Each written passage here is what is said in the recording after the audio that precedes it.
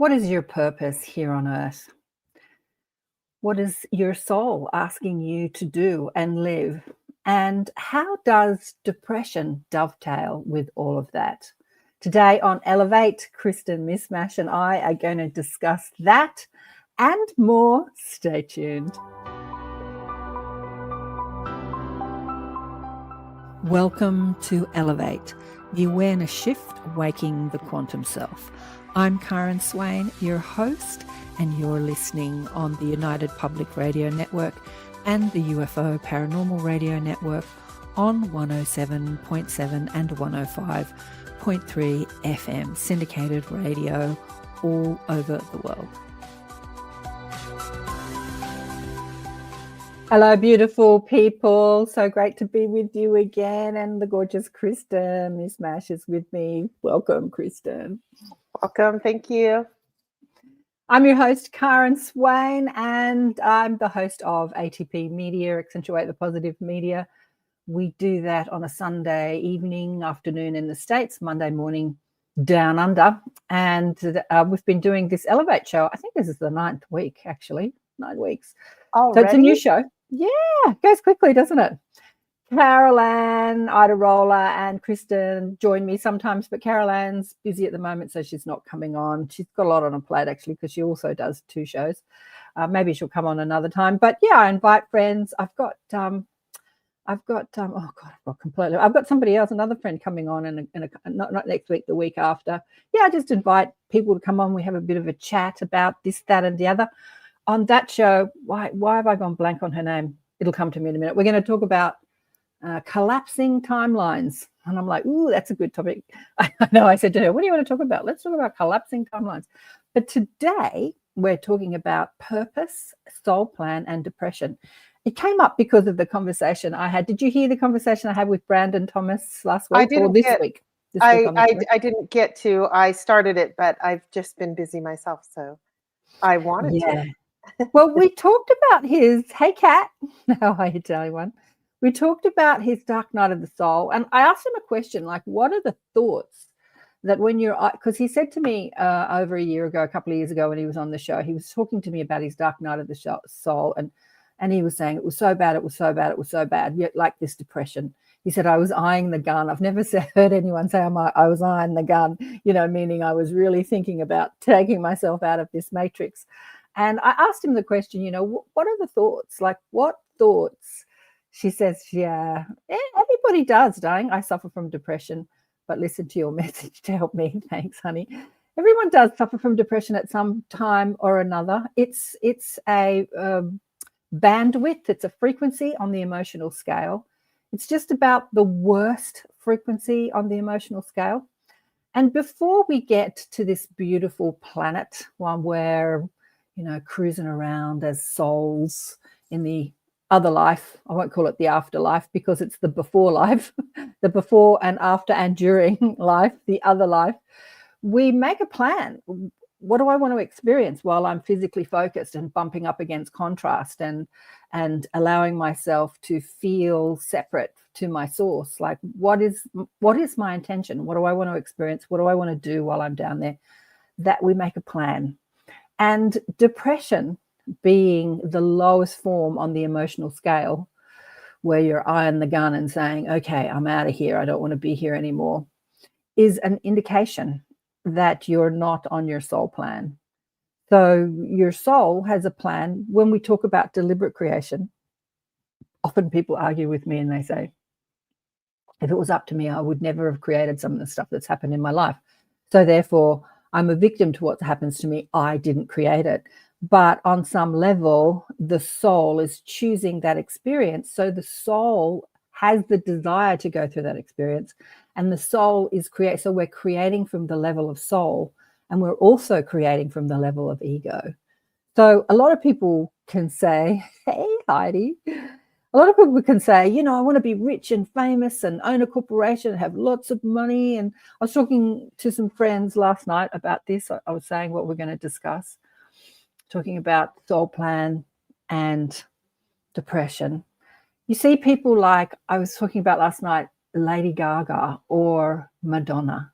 people that have reached the pinnacle, the peak of success, all the things that we think we want in this life, like especially with Madonna and Lady Gaga, because they have explored creativity in ways that some of us could never do, like so bold and brave and out there, Right. and Yeah. and just having fun. And you couldn't imagine that these people could be depressed or upset in any way. Sure, they get angry, we all get angry, or get frustrated and all that sort of thing, but then they come out and they say, I've been depressed for years. And you go, what?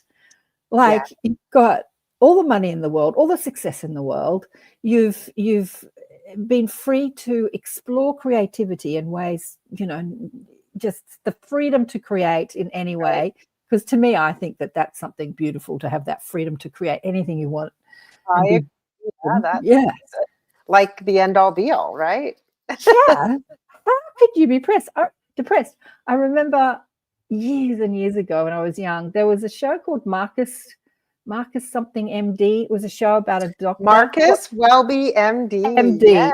Okay. So that doctor, the actor that played that doctor, Mhm. he had this really successful show. He was in everybody's households on a daily basis. He'd done many other things, but he was very famous for that show. I remember towards the end of his life, he's long gone now, he came out and said, I have been depressed my whole life. And I'm scratching my head going, I don't get it. I don't get it. Like, you've become famous and you do something you love and you get paid very well and you've got a loving wife. Like, you've got everything that life tells us to have. Why are you depressed? So depression is not necessarily about the terrible things that happen to us, because I know that Kristin shared with me, it's okay if I talk about your kids? A little bit. Yeah. Yeah. Go ahead. Well, your husband left the planet, God, did you say 6 years ago now? I can't It's believe it seems been like 6 years. yeah, like it seems like yesterday. And they've not really been that happy since that happened. So they're pinpointing an event, and they're using that event. Hello from Canada. Hey, Marcus Welby. Did you watch that show too, Shirley? They're pinpointing an event and making that the event the reason that I feel bad. But usually that's not the reason. It can start off a spiral. Like when I was talking to Brandon last week, I said, what were the thoughts that you were thinking? And he said there was just like this cascade of the thoughts, this spiraling out of control thoughts. So he didn't give me the thought themselves, but he was just saying that they were just cascading and spiraling. And how that's connected to your soul plan is that we come in with guidance. We have a plan. Our soul says, I'm going to create this in this lifetime, and I'm going to learn about this. I'm going to learn about love, and I'm going to learn about acceptance, and I'm going to learn about forgiveness, or I'm going to learn about helping others, or I'm going to learn about being a spiritual teacher, or I'm a volunteer, a starseed. I'm going to teach people about life across the cosmos. I'm going to do this. We have a plan. Right. And then we have this sat nav, this guidance outside of, okay, they're saying not outside, they're correcting me, not outside of, but included with the inspiration from our team, our spiritual teams, including our soul and our higher self, that is guiding us towards that plan, to staying on that path. And that's our emotional guidance system. So the happier and the more blissful you feel, the more ecstatic and joyful you feel, the more turned on, excited, lit up you feel. That's the guidance saying you are on the path that you said you came to do. You're on it. And the more awful you feel is your guidance feedback telling you you're off the path. So depression and purpose, or depression and being on your soul plan, are completely tied up together. So maybe you're rich and famous and doing what you love. I remember thinking about this when I was young, wanting to know who I am and what I'm doing here. And creativity was something that turned me on. I wanted to paint, I wanted to design, I wanted to make movies. I worked in the film industry. I wanted to cook. Like, creativity was my passion. I had a shop for a while. And it was interesting, when I had the shop, I was indulging a passion of mine for creativity and homewares and furniture and gifts. And I was completely bored. Really? Absolutely. Not bored all the time, because I was busy running a business, but I just never felt like it was it. Like I never felt like it was what I So was here to do, even though I was indulging a passion. Like I was enjoying buying the stuff and creating these little sort of mini, looks inside the shop. It was a really big shop. But when people said, "What do you do?" and I go, "I'm a retailer. I own a shop. I have a design shop. I'm a designer." Every time it flew out of my mouth, it was like, "That's not who you are. Oh, That's not who you are." interesting. Yeah. Yeah. So you can indulge a passion thinking that will bring you the joy that you're seeking, but is it your sole plan? So there's a lot of things that I have done and wanted to do in this lifetime. And, when I realized that I've got the guidance talking to me, the mob talking to me, when I asked them, like architecture is something that I've often said, next time I'm going to come in as an architect because I love architecture. And they said, "You've Right. already done that. You've already done that." So a lot of the things that you're passionate about in this lifetime could be something you've already done in a past life, Mhm. and you will hold that it still excites you, but it's not necessarily the plan for this life. Yeah, I can see that. I can Yeah. see that. Yeah.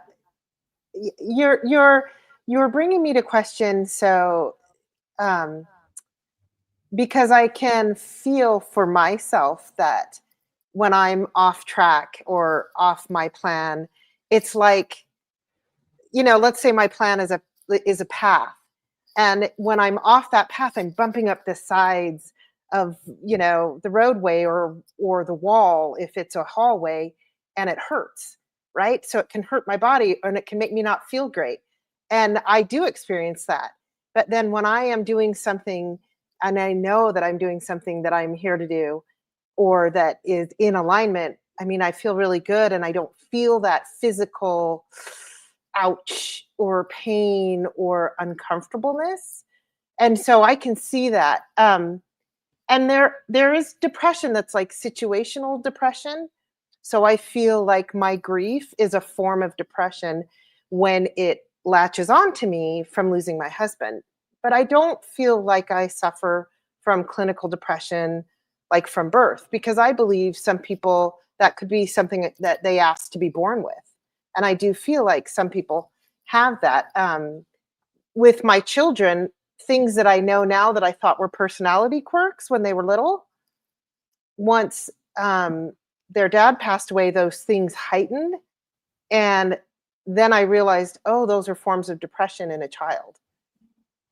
So I do think that there are different levels of it. And I think I get more situationally depressed, if you will. But I don't Yeah. suffer that major, thing. But then I also think about those fears that we talked about with the team books Yeah. and those vibrational spheres. And it's, am I going to latch onto that sphere today?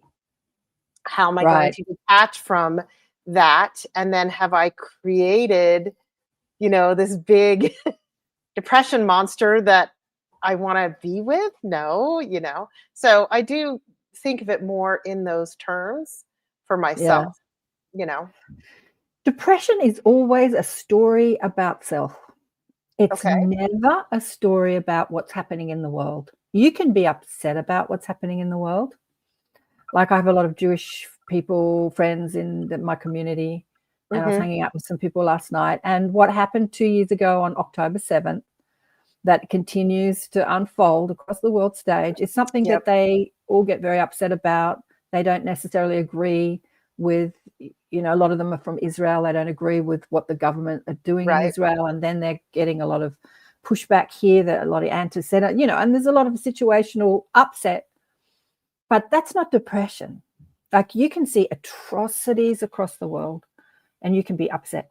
But depression is always a story about me. It's like Okay. who I think I am. It's always I'm like I shared this with Brandon on the show this week. When I broke up with my second husband for the first time, we had a break. We had 8 years together. So after 4 years, we had a big fight and I told him to F off and he did. And so we broke up. And I went into this depression and I thought it was about him. I thought it was all about him and wanting him back. And so I was doing the work of Byron Katie on myself, judging my challenging my stressful thoughts. So my stressful thought was, I want my husband back and he's not coming back. Like, is it true? Do you really want? And it wasn't working on me, because that wasn't the thought that was depressing me. A friend of mine, I was living up on the Northern Beaches, like an hour away from where I grew up. And a friend came up to see me, and she never used to come up to see me because we get so damn lazy, don't we? People move an hour away and it's like you never see them again.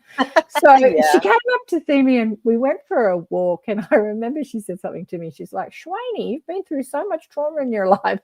She said, Swainy, she calls me Swain. And she said, and you always know how to pull yourself out of it, but you're not pulling yourself out of this. Like, what's going on? And I'm like, yeah, right. I'm like, this has really got me. But the thought was not, I want my husband back. The thought was, I'm a failure. And then that thought cascaded into, if I'm a failure, then I can't help anybody else. So my soul plan in this lifetime is to come in to be a teacher. When I was 12, a lady that was the nanny to my stepmom and dad read my palm and told me I was going to be a teacher. And I ran to my rooms crying and screaming because I thought that was the most depressing news. You could tell a dyslexic kid that she was going to be a teacher. But I soon realized what she meant many, many years later, not teaching math or spelling or geography, but teaching people to reconnect to their own power, empowering people more than teaching. Teacher is a generic word, but if I can't empower people, if I can't help people because I'm beating up on myself for being a failure, then I'm going directly against my soul plan, which said you're going to come in and do this. This is the plan, man. This is your purpose here on earth. And so that depression just gripped me. And then I did the work on that thought, I'm a failure. Is it true? And, can you absolutely know it's true? Who would you be without that thought? The work of Byron Katie. And it was like, it's not just because you break up with a relationship doesn't mean you're a failure. No, it means, like we talked about with Brandon, he says, don't use the word failure, use the word feedback. You're creating more feedback. Was that what it was? I'll have to listen back to the show. And it's like I'm learning from this. And the most powerful lesson from that breakup was exactly this. It was like finding the thought that is really the cause of your depression. Like, you can blame it on the death of a loved one. You can blame it on this. You can blame it on your husband leaving. You can blame it on having no money. You can blame it on being out of weight. You can blame it on, being sick. You can blame it on your circumstances of your life. But really, it's what are you telling yourself about yourself? So often when, here's one, especially for like when we talk about deliberate creation, we talk about, it's easy to be a creator. We just be happy. And then we're not happy. And now we're beating up on ourselves for not being happy. I should know better. I should be happy. I was doing that to myself today. This morning I was. And my friend was laughing at me like, you know better, because he's a light worker too, right? Right. But anyway. And then you say, I should know better. I should know better. And then you beat up your, I'm a failure. I'm not good at this. I should know better. I know better than this. So it's always depression. It's always about who you believe you are in that moment. Okay. Always. Like you're telling yourself a story. It's not, and the story so bumps up against the truth of who you are. You are infinite, genius, creative potential. You are infinite intelligence. You are an extension of source energy. You are God incarnate on earth, right? Yeah. So when you tell yourself you're anything less than that, then your guidance system says, not true, not true. Are you listening to what you're saying? Not true, not true. Listen to what you're thinking. Listen to what, and then it gets so loud that it's like depression and I'm on the gun because I want to get out of here. And so that desire to want to, unalive yourself, as some people say. I think it's hilarious. Censorship. Well, because I think the censorship, kicks in there. That desire to want to unalive yourself is actually the desire to want to return to love, because in your subconscious knowing, that when you do unalive yourself, you get out of the frequency that you've created and the vibrational sphere that you're tapped into. Like, you drop all the negativity because you return to love, usually most people. And there's that inner knowing that, you know, wanting to unallow yourself will get you there. Now, something Kat said, I want to go back. Yeah. I agree lately. No, where is it? Something Kat said. No, I've lost it. I realize that I don't need money. That's not it. Is it that she'd rather spend my energy on love? Is that the? I realize that I don't need money. I need love. That's it. Yes. Yeah. Oh, good. I realize I don't need money. I need love. I've been waiting for true love. I want to be loved before I die. Uh-oh. Are you going to call her out on that one? I'm going to call her out on This is a big thing. Yeah, it is big. This is what depresses a lot of people, feeling unloved. I was with a friend last night who's the most incredible light worker. She's a musician. She puts on festivals. She puts on events. She's like really active in the conscious community, but she's always in trauma. Like, she's always in drama and always in trauma. And so she lives her life based on what she thinks she needs. And every time she speaks about her trauma, all I can hear is, will you love me? Like, will you love me? Will you love me? And if I tell you my trauma, will that create empathy between us, sympathy? Will that create connection? And will you like feel sorry for me and then reach out with your love for me? Like, some people use that, right? They on a subconscious level, but that's what I hear almost every time she opens her mouth. And that needing love from others is such a trap, because love doesn't come from other people. Love is who we are. Love is who we are. We are love. And when we seek it outside of ourselves, in the other, whether we're seeking it from the conversation we're having with someone by talking about our problems and feeling like they're going to love me because they're going to feel sympathy for me, or they're going to reach out and help me, or they're going to hug me, and then I'm receiving love. My first husband did this. He was sick a lot as a little kid, as a little baby. And his mother used to love him so much when he was sick. Oh, my poor baby. Oh, I love you. And like, more love was heaped on him when he was sick. And so he grew up with this knowing that being sick gives you love. And so he was sick all the time. It's like, oh, my back, or my kidney problems, or my knee. And he was a young man, right? Yeah. And I was dating him, and he had all these contraptions. He had the pillow for the car for his sore back, and he had the thing that he wrapped around his kidneys to keep his kidneys warm, and the thing he wrapped around his knee, and then this and that. I had all these contraptions for all his ailments. And I was a young naturopathic student. And I said to him, I can't stand it. I'm breaking up with you. He's like, why? I said, you're such a hypochondriac. Yeah. You know, my Reiki master, Debbie Straley, that you've had on your show a couple years ago, tells a story in the Reiki training similar to that as an illustration to us as, working in a healing modality, that it's up to the person on the table a lot of the time if they want to move through the healing. And there was a client that she had years ago that had some ailment. I don't remember what it was, but a chronic ailment. And she would get on the table, and Debbie would channel the energy, and the woman would walk away better. And she'd be back 4 to 6 weeks later with the same ailment. And what Debbie got to the bottom of was that this woman, when she was feeling good, her kids wouldn't check on her. You know, she was a grandmother, and when she was feeling good, her kids and grandkids wouldn't check in on her as much.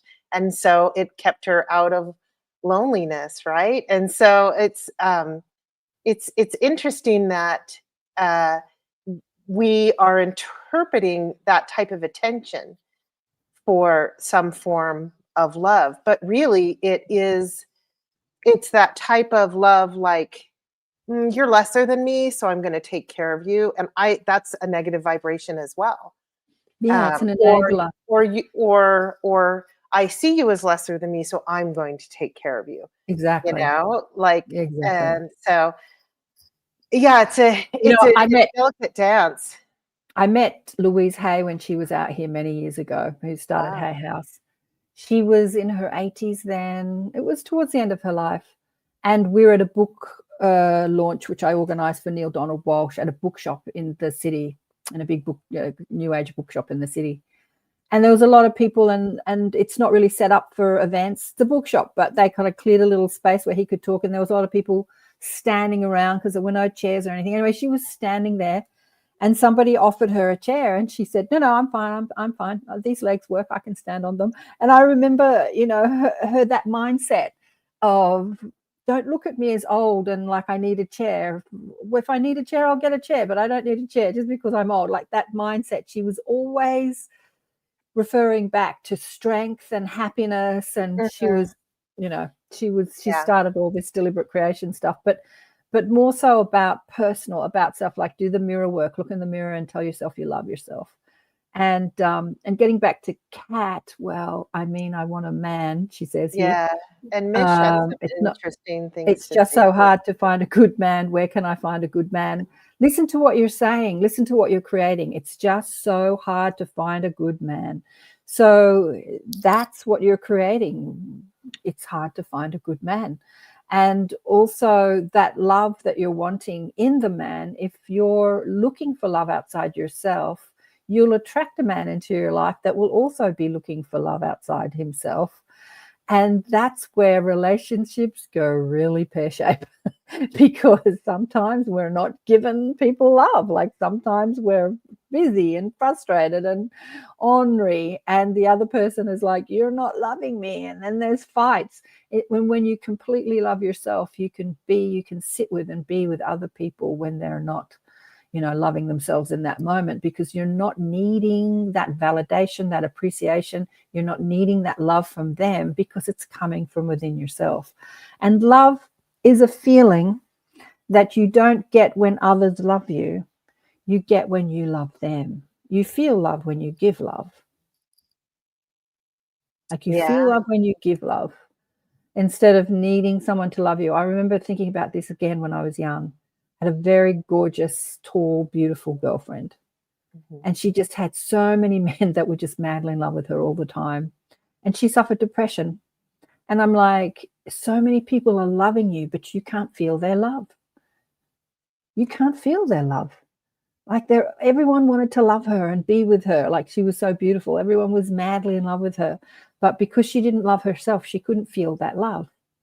And you only feel what you're evoking in yourself. And when you, as an empath, when you evoke that frequency, that vibration, that emotion in yourself, then you can feel it in the other. So you can feel someone's love because it's a vibrational match to the love you're feeling for yourself, or the love you're feeling for life, or the universe, or just tapping into that love of who you are. I think the word love is a word that's completely misunderstood. G'day, Mish, how are you? I so struggle, she says. What else is she saying here, Kristin? I struggle with this. I feel like I'm a good person. Here we go. However, since my parents have passed, my whole family have shunned me. Relatives have passed, and not one family member has told me. Well, you have to think what is family to you, and who is your family. And not everybody in my family, they're not all I like to say my person. They're not my people always. They are not into the spirituality I'm into, the same movies and things I'm into. And I have to go, am I going to keep trying to fit their box? Or do I get to stand in my own confidence and power and be myself? Because I'm more happy when I'm my own confident self, standing in my own likes, dislikes, things that I enjoy, and I find people that match that. When I'm trying to fit the box that my family created for me, because they sure did. You're the little sister, or the big brother, or the wherever you fall in the family. It's and then as I'm an adult, they're more my contemporaries than my mom and dad. They don't parent me any longer. Right. So when do I get to just stand on my own? Although it is painful, Mish, I get it, because I've been there, I'm going to go back to soul purpose. I'm going to go back to soul purpose. Yeah. So sometimes we choose a life because we're wanting to understand strength. So when we're in unity consciousness, we're unified. We're all one. We're all pure positive energy, and we can't pull out these aspects and really explore aspects of strength or courage or forgiveness. This is when we incarnate into an earth experience to experience those frequencies and really, dissect them and experience them and dive into them. And sometimes people come into this life because they really want to explore courage and the freedom to be who you are outside of the norm. And that can happen in the, gay community, the trans community, can happen with creative people. Like, as I talked about, Lady Gaga, and before her was Madonna, who was like breaking all the boundaries and being, creatively who they wanted to be in that moment and really exploring that creativity. That's why you couldn't imagine that they'd come out and say, yeah, I suffer with depression and I take a slew of pills. Like when Lady Gaga said that, I was like, what? Because they're breaking on that, exploring that part of life. And sometimes your soul plan is to do that. And often in the light workers community, we stand up for our beliefs, and our friends and our family shun us because they're not on board. But that purpose is, can you still love them? I did this the other day recently for my birthday. So I had a fight because my family think I'm crazy too. They put up with me and then they stopped putting up with me, some of them. And my, Catholic, very staunch Catholic sister-in-law stopped talking to me a few years ago because I had a fight with my brother. My brother's fine with it, but she's not fine with it. But dutifully, she'll send me a text on my birthday, happy birthday, out of duty, not out of love. Right. So I rang her, and they were in the car, and you heard the both of them. They answered the phone, and they were whispering with each other. She's called. Why do you think she's called? She's called. And I'm like, I can hear you guys. And my brother answered the phone, not my sister-in-law. I said, why are you answering Kate's phone? And he goes, oh, because we're in the car. And so I just had this normal conversation with them like nothing happened. She's holding the resentment. She's holding the I don't want to talk to you. I don't believe in who you are. And she's holding all that BS, but I'm not. And so like, how have you been? Like, just talk to them normally. And, so your family doesn't want to talk to you. But does that mean you don't talk to them? Like, just be who you want to be. If you want to talk to them, talk to them. Yeah. Talk to them, even though they're judging you. Stay in your strength, as you say. Stay in your power. Be who you are unapologetically. Be the love that you came to be.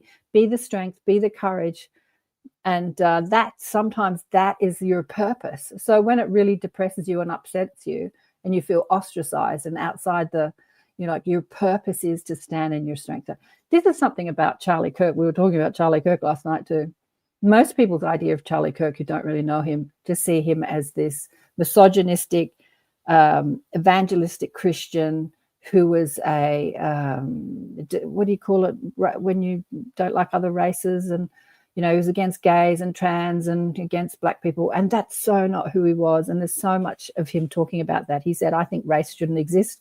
We should never employ people based on race or sexual agenda. It's nobody's business who you have sex with. Why bring it even into the conversation? But he unapologetically stood up for what he believes in and who he was. And he got a lot of judgment, like a lot of judgment, but it didn't stop him. And, maybe that was something that he came in here to do. Something that he said to me in the afterlife was that, can you stand up for what you believe in and still have conversations with people or debates with people who staunchly don't believe in what you believe in? So this is like our family. We might believe in the afterlife and spirit guides and ETs, and our family might say, you're crazy. I'm a Christian or I'm a Catholic. We don't believe in reincarnation, and we don't, and aliens are the demonic devil. You could have really different of opinion, but can you still maintain that unity and connection and conversation inside difference of opinion? You said a word a few minutes ago that I had a conversation with a really good friend over yesterday, and you said judgment, and I feel that judgment is also a incredibly low vibration. And she had this insight or inspirational thought that, judgment in any form isn't good. You know, even if I'm looking at somebody like Lady Gaga or an ascended master, and I'm judging, you know, I'm placing judgment that they're so much better than me. Well, then that's lowering myself. Mhm. Or if I'm judging that I'm better than somebody else, you know, that's putting myself on a pedestal and judging them that they're lower than me.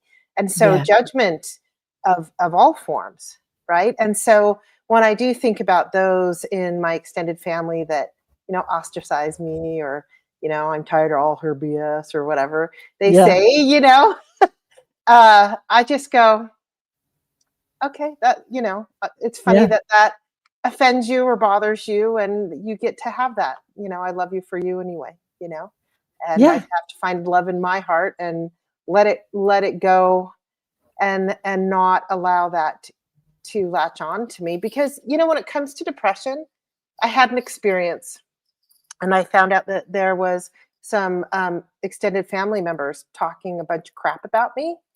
And I found out later, and I found out what time it was at.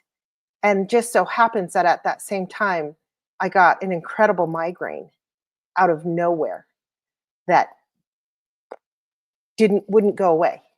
And a few weeks later, same thing happened, and one of those family members had come to my house when I wasn't there.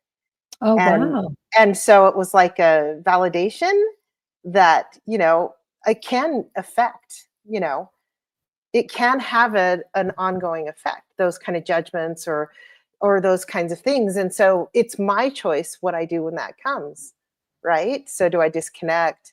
Do I let them go? What do I do with that? Right? Is my Well, choice. well, the person that's judging, the person that's criticizing, the person that's holding the upset is the person in pain. Right. That's the person who needs the healing. Hmm. What we do is when people judge us or are angry at us, like, we ignore them. I'm never going to talk to that person. We push them out of our life because we say, you're causing me pain. You're upset. Your judgment is causing me pain. But as Byron Katie says, nobody can ever upset you. That's my job. I mean, as I said, depression is a conversation of the thoughts about me. So when Right. somebody else is judging you, you're only upset when you believe what they say or you start judging them. Yep. And that's where I think judgment brings in so many of these negative things that we deal with. Depression, if I'm accepting their judgment, oh my gosh, I can't believe they say that about me. They don't even know me. And why would they say that? And, you know, or am I what they're saying? Am I this horrible, whatever, you know? No, I have to know myself better than they know Yeah. me. And who knows me better than me? Yeah, Right. exactly. Yeah. It's like we can say, what are you talking about? I'm God.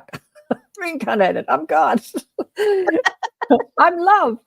I'm here to, like, I think it was Kat said, you know, was it Mish said, I know I'm a good person. Of course, we're all good people. We're all love. The matrix to life and afterlife and beyond is love. Remember we had Nancy Rhines on the show. Years ago. Yeah. Nancy Rhines was hit by a truck. She was my first NDE, one of the first YouTube videos I did on the show. And I totally messed up the text. So at the beginning of the show is all, and anyway, that got 60,000 views in the first 6 months, and 10 years later, it's still at 60,000 views. It's like YouTube decided to show it to 60,000 people and then stop showing it to people. Anyway, Nancy's been all over the place. She's had millions and millions and Yeah, I've millions of met views her. Yeah. with She's her beautiful. story. And she was talking about the matrix, the architecture, the feeling of the afterlife, like what it's made of. Mhm. And the only word that she could come close to describing what she was experiencing was love. It's like it's made of love, and so are we. We are love. Like the matrix of that environment and me, like the structure of who I am is made from is love. Is love. Like even religion says God is love. So if God is love and we are God, then we are love. So that seeking love, like looking for love in the boyfriend or outside ourselves or the girlfriend, is the big mistake that we make. Instead of, if I am love, let me tune into that inside myself. And when you really practice tuning into the essence, the source, the stream, the consciousness of who we really are, of who you really are, then that knowing and living that knowing means that people can say anything about you and it never rocks you, because you understand, like this is what Byron Katie did when she had her epiphany, her awakening. I always say she woke up dead. She doesn't use that vernacular, but she woke up in that same frequency that so many people who have NDEs talk about, but she's physically in the body, not even identified with her body. She's looking in the mirror and she's thinking, who's that person looking back at me? Like no attachment to identity, but in this spaciousness of pure bliss. And she had this epiphany in that moment that she had to suffer depression for 10 years. And her family had put her in a facility, and she said she felt so bad about herself she didn't even want to sleep in the bed, so she slept on the floor. And she realized in that moment of waking up dead, waking up in that same frequency of who we are as source energy, is that every ounce of that depression came from believing her stressful thoughts. It was such a simple formula for her. If I believe my stressful thoughts, then I suffer. If I don't believe them, then I don't suffer. Yeah. It's just that easy. I love the simplicity. Esther Hicks, the law of attraction and deliberate creation. It's so simple. I remember coming back in 2004 from a cruise with them and thinking, God, deliberate creation is so simple. Just be happy. Yeah. And everything will come to you, right? Yeah, Not come so on, just simple. like that. It's like, okay, be happy. That's the formula. Be happy and everything will come to you. Okay, so how do you be happy when you're believing your stressful thoughts? And so challenging those stressful thoughts. And this is what I practice. And this is what I was practicing during that time of my breakup, the first breakup with my second husband. I was practicing the stressful thought. I thought that was taking me down was I want my husband back. But the thought was I'm a failure and I can't do what I came here to do. And that was such a potent lesson for me.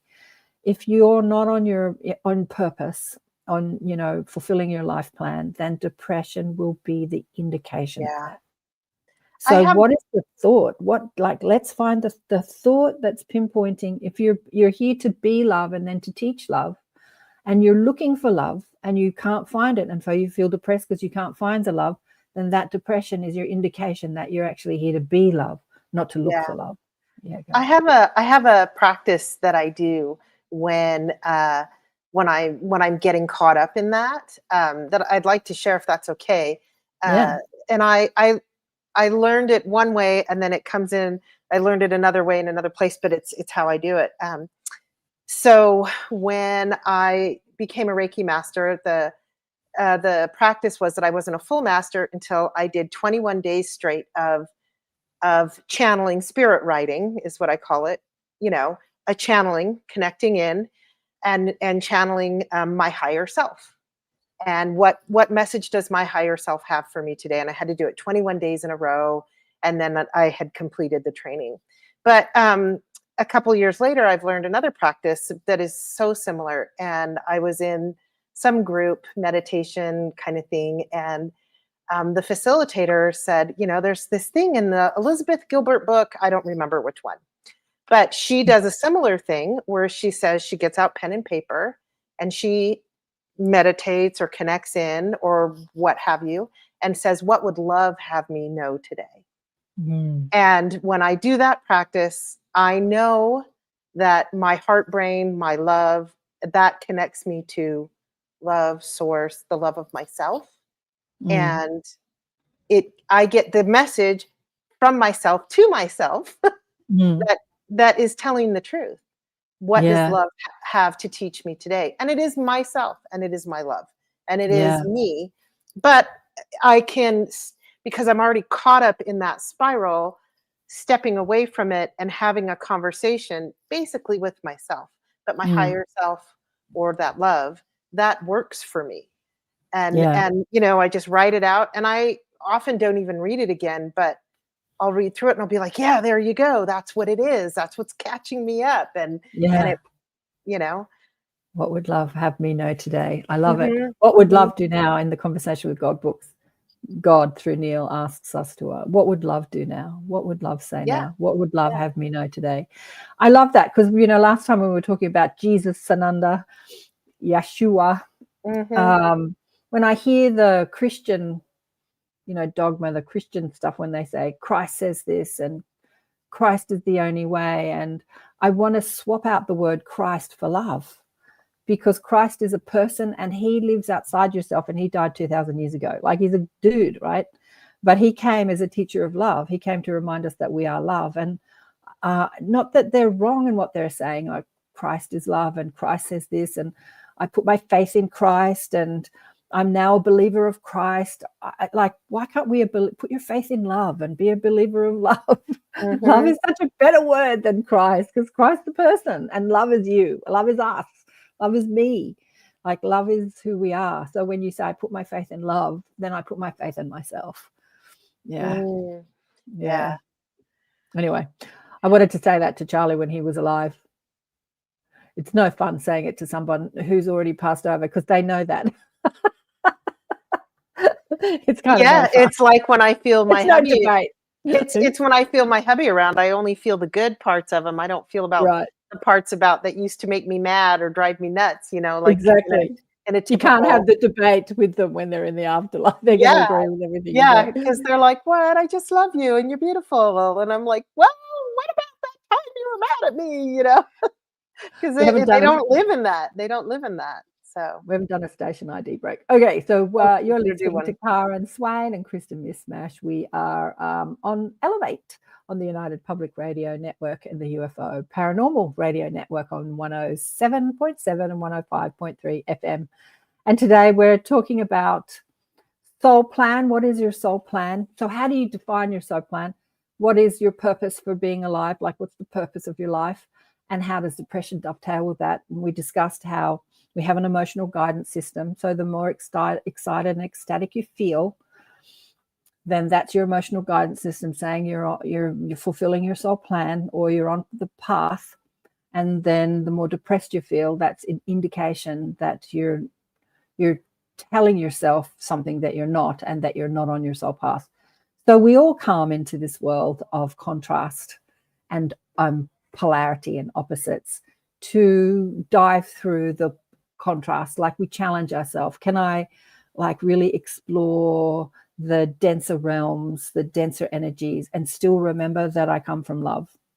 And that's the challenge I give myself when I have a physical earth life experience. And some of us just get so stuck in the dense energies that they completely forget their love, and then they challenge themselves again. Oh, I forgot. Can I remember next time? Can I remember next time? Can I explore the denser energies but still remember that I am love? And so the soul plan, your purpose on life, I remember, Bashar says, follow your highest excitement, and Walt Whitman said, follow your bliss. And so we've discussed how following passions and excitement of passions doesn't necessarily mean it's your soul path. I remember, reading about this in books when I was in my 30s. And I think in the Conversation with God books, they were saying something similar. And I was following passions, like passions of creativity and design and things that I was passionate about and I was excited about, but I still didn't feel like I was fulfilling my purpose here on earth. But the thing that turned me on the most, and it wasn't like I was jumping up and down and saying this is my highest excitement, but it was the thing I wanted to do the most, was just like, leave me alone. I just want to sit in bed and read these spiritual books. Do you want to come out and party and have a good time? No, I want to sit in bed and read these spiritual books. I feel a little guilty of that one. Like, I love people and going out and partying. Like, I loved it when I was young. You could never get me at home when I was younger. But then that passion, that highest excitement of reading about spirituality took over my passion for going out dancing and talking to people. And that no longer fulfilled me, but sitting at home alone reading my spiritual books did. And then I read, like, the thing that you're most excited about is what you're meant to do with your life. Like, it's your purpose. It's like, how does reading spiritual books help anybody? Like, I couldn't put two and two together. Like, how does that help? I don't get it. Like, how could that be a job? Or it just didn't make sense to me that could be a job in any way, shape or form.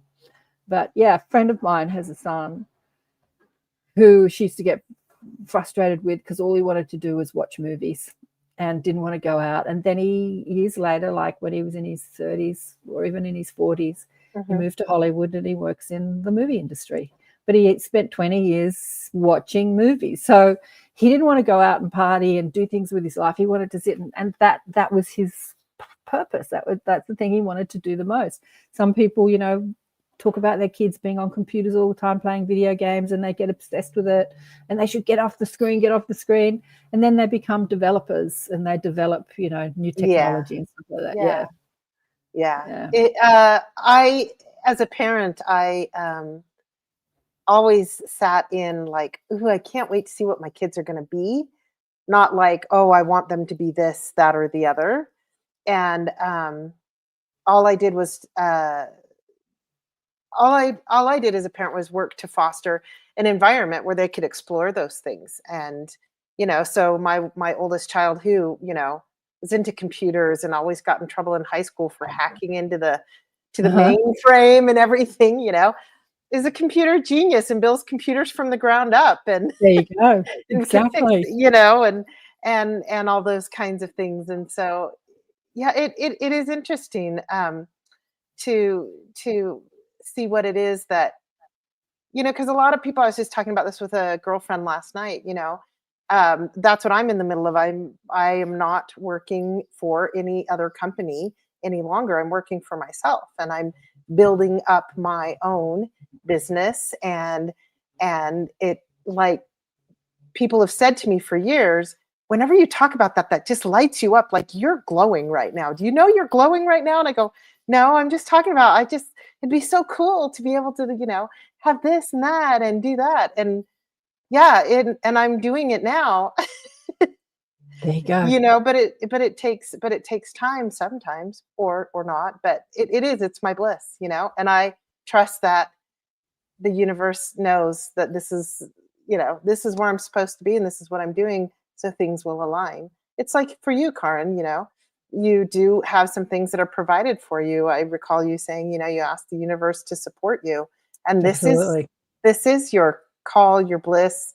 This is all of your spiritual reading manifested, and now you're living it and have, you know, made it into, you know, what brings you joy, it seems, you know, talking to your mom and teaching us all. Interestingly enough, I've become a sort of like an old grumpy person, because I find that most people's conversations, when people are just endlessly talking about themselves and their problems, or like my girlfriend the other day, God, I love her to bits, but she wanted to talk about Nicole Kidman's divorce. And I'm like, really? That's what you want to talk about? Like, I don't want to talk about that shit. Like, I get really impatient with people wanting to talk about crap. I do. And the only thing that really lights me up is the conversations I have on the shows, whether it's with a guest or you, or because that's what I'm interested in. And I indulge people as they rabbit on endlessly about what they ate at the restaurant and, you know, celebrity crap and their problems. Like, I indulge people, but I'm not interested in it anymore. And as I get older, I become more impatient. Like, I don't want to discuss that. Like, I just shut my girlfriend down the other day. She was pissed off at me. I don't want to talk about Nicole Kidman's divorce. I'm so not interested in that. She's like, but I am.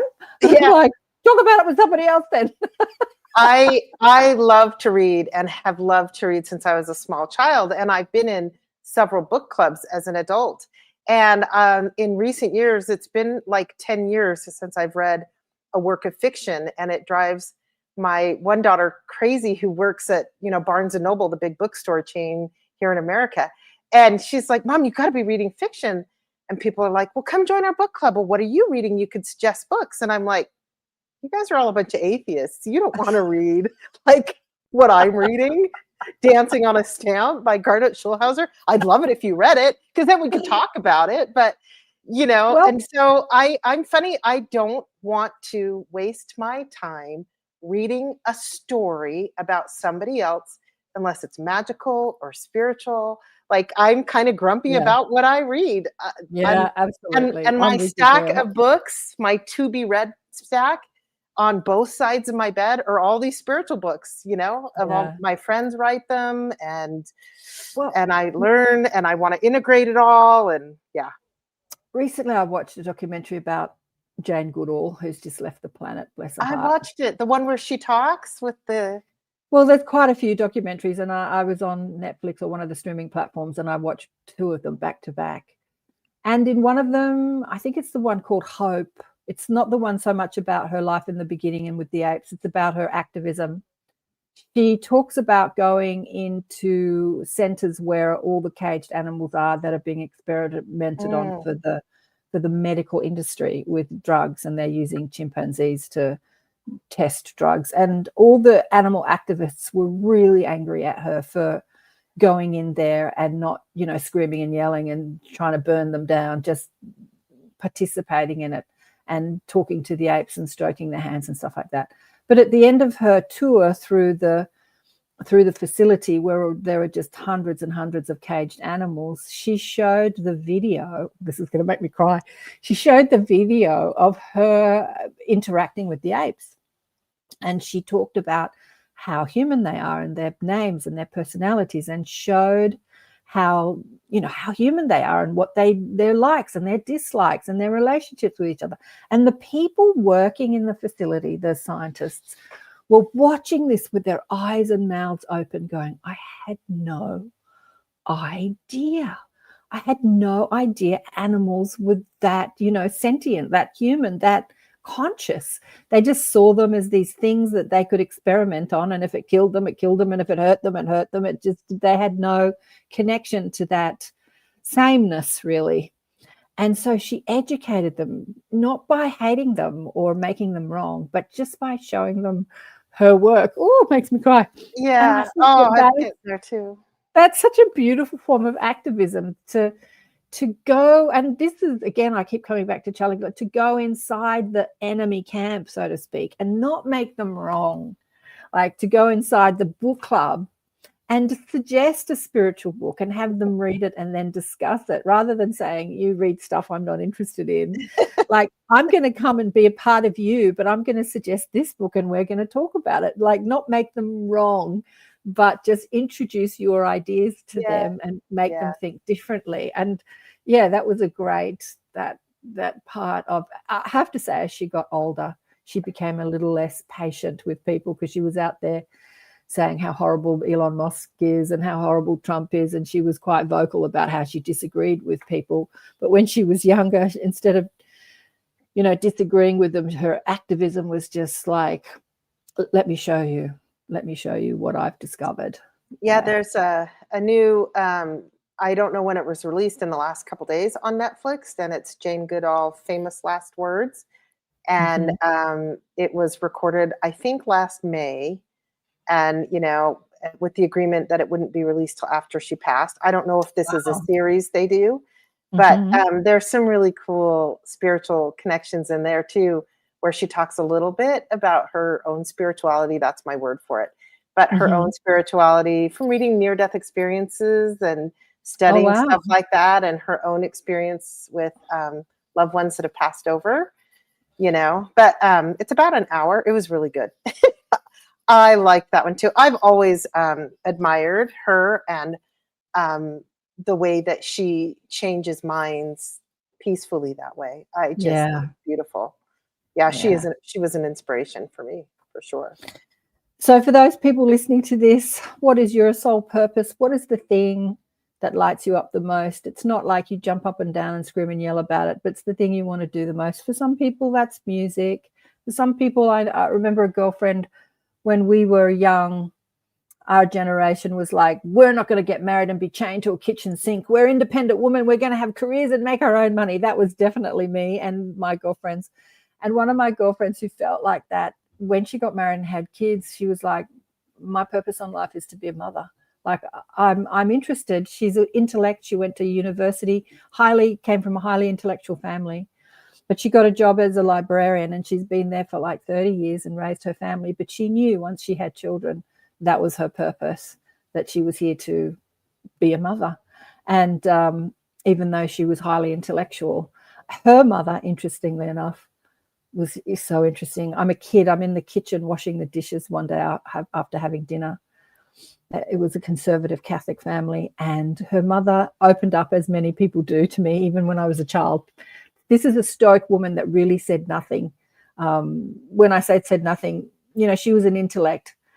And she said to me, just the two of us in the kitchen one day, I never wanted to be a mother.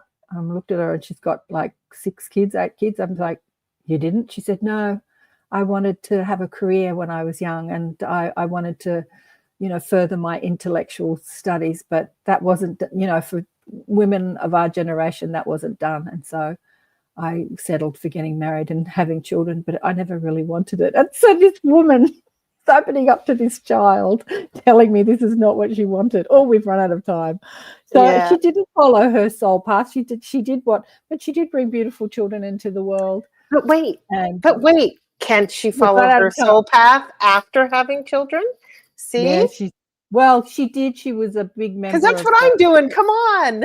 Exactly. She was a big member of the Art Gallery of New South Wales. She was on the board, and she did a lot of her things. She wanted to be an architect. She wanted to pursue that. And I think, did one of her kids become an architect? I can't remember. One became a doctor, one a lawyer, they're all different. They're all very academic. We've run out of time. Thanks, everyone. Passion. What are you saying, Shirley? Passion versus obsession. Obsessed. Passionate versus obsessed. Yeah. I seem to be obsessed about saving seeds. Saving, loving and sprouting seeds. There you go. Thanks, everyone. Thanks, Kristin. Big love to you. Goodbye, everybody. And for people listening to this, what do you want to talk about next time? Send us your questions or something you want to explore more next time. Or we can go over things that we've been over before. Soul purpose, depression. We can go over soul plan, timelines. Laurie Spagna is the girl that's coming on the show in a couple of weeks. Laurie Spagna, and we're going to talk about collapsing timelines. That's going to be fun. Big love. Thanks, darling. Bye for now. Ciao.